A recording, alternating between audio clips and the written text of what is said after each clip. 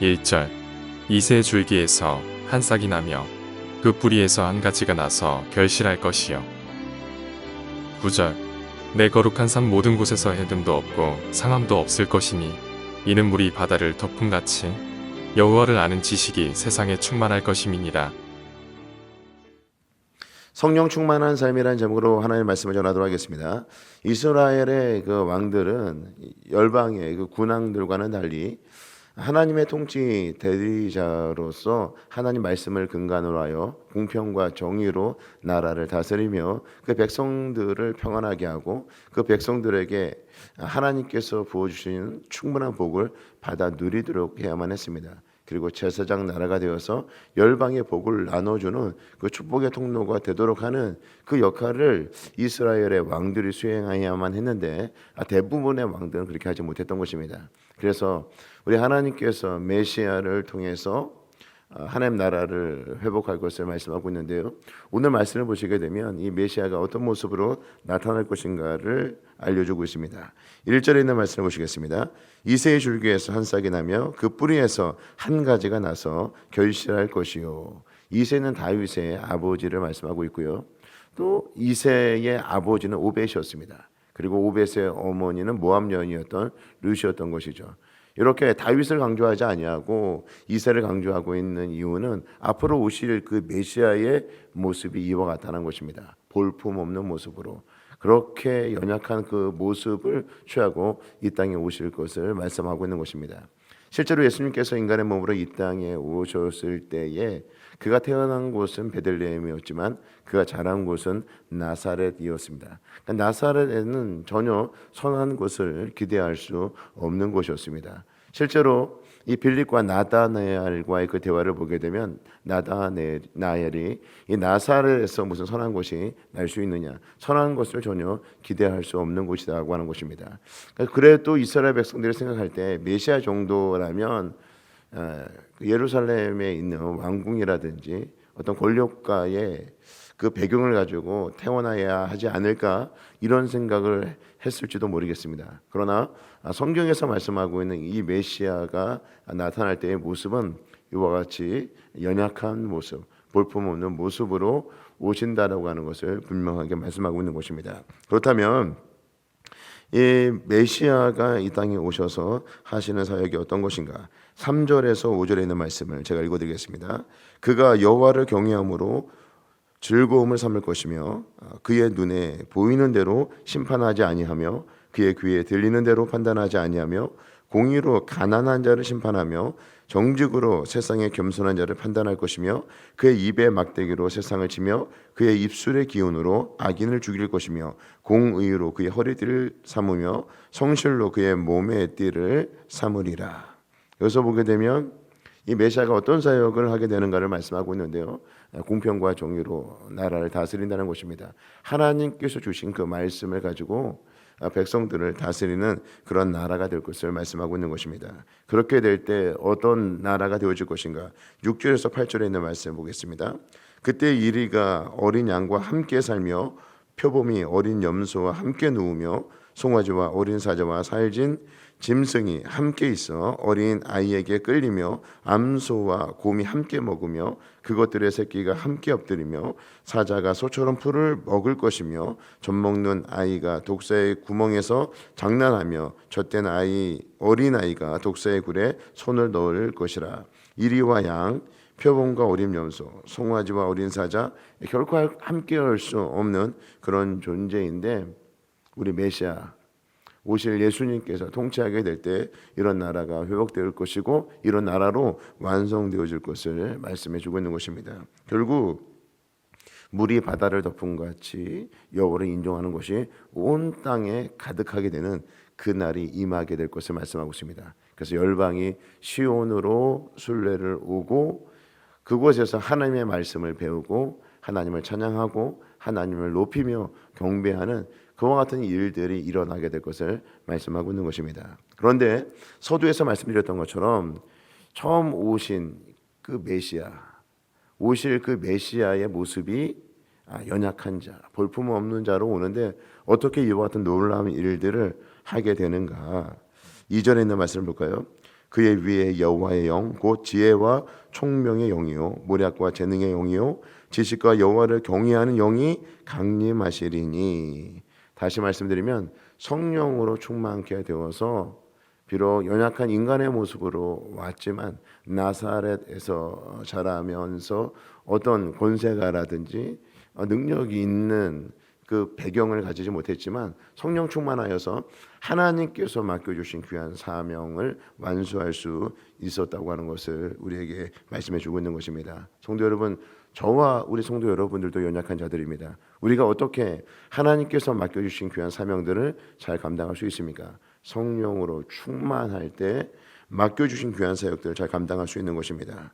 실제로 이 사도행전에 보게 되면 초대 교회의 7 집사를 세울 때 역시 성령과 지혜가 충만하여 칭찬받는 자를 세웠다라고 하는 것을 우리가 알죠. 저와 성도 여러분, 하나님의 일은 누가 하는가? 능력 있고 돈 많은 사람이 하는 것이 아니라 성령으로 충만한 자가 하는 것입니다. 우리에게 맡겨주신 귀한 사명 우리가 힘있게 감당하기 위하여서 늘 성령으로 충만한 삶을 살아가시는 저와 성도 여러분 모두가 되시기를 주의 이름으로 축복합니다. 기도하시겠습니다. 이제 오늘 받은 말씀으로 함께 기도하겠습니다. 늘 성령 충만하여 하나님을 경외하는 것을 즐거움으로 삼는 성도가 되게 하옵소서. 평안을 매는 줄로 성령이 하나 되게 하신 것을 힘써 지키게 하옵소서. 물이 바다를 덮음같이 여호와를 아는 지식이 세상에 충만케 하옵소서. 함께 기도하겠습니다.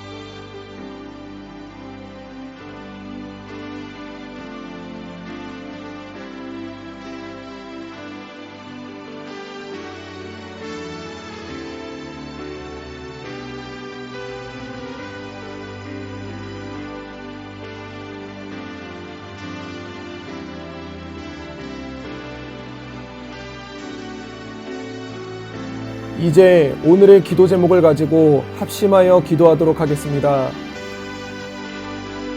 첫 번째 기도 제목입니다. 우리나라를 위해 기도합니다. 한국의 교회가 하나님의 말씀으로 이 나라와 민족을 살릴 수 있게 하여 주시옵소서. 이단들과 악한 영들이 성행하는 이 땅에 거룩한 성령의 역사가 일어나게 하여 주옵소서. 함께 기도하겠습니다.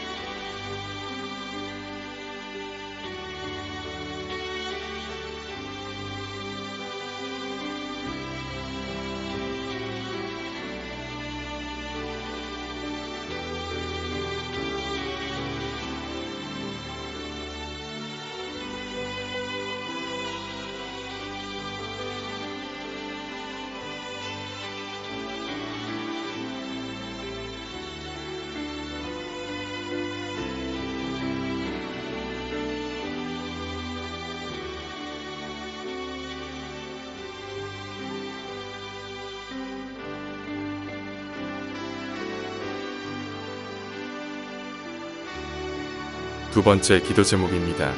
국가 의정자들을 위해 기도합니다. 정부와 정치가들이 하나님의 뜻을 이루는 좋은 정책을 세우게 하옵소서. 이념과 분열의 대결로 에너지를 소비하지 않게 하시고 연약한 자들을 돌보는 이 나라가 되게 하여 주옵소서. 함께 기도하겠습니다.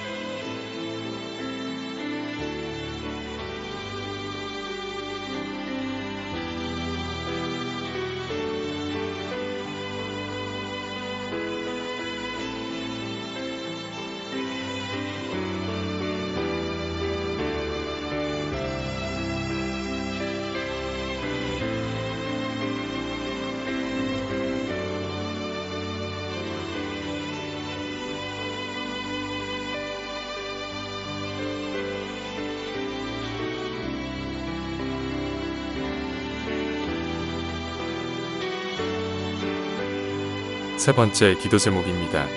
경제를 위해 기도합니다. 모든 물가의 폭등으로 인해 많은 사람들이 힘겨워하는 가운데 있습니다.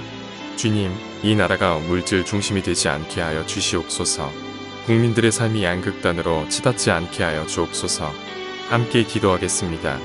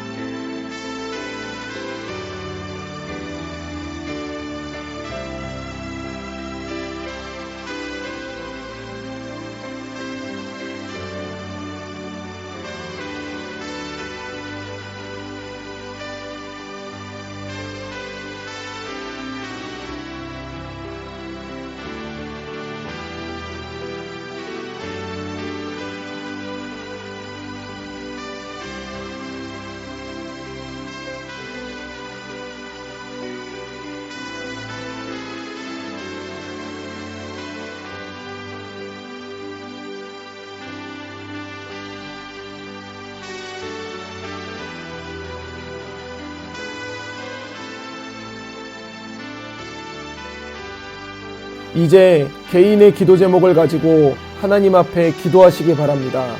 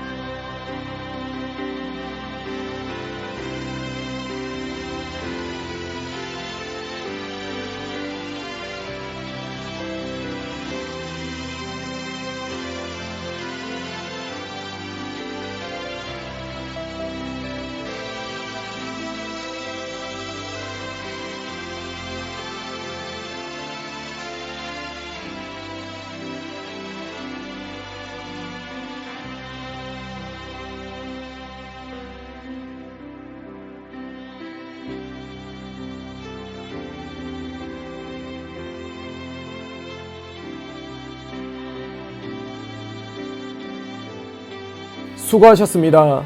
오늘도 하나님의 인도하심 가운데 승리의 하루를 보내시는 우리 재건부평교회 모든 성도님들이 되시기를 주님의 이름으로 축복합니다.